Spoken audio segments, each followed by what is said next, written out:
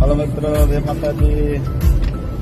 જો અમે હવે પેલું નીકળી ગયા છે. આઈકા જવાનું છે, ગાડીમાં બેઠા છે. Hi bro.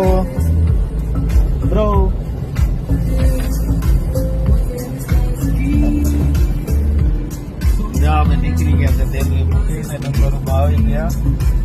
જ્યાં ડુંગર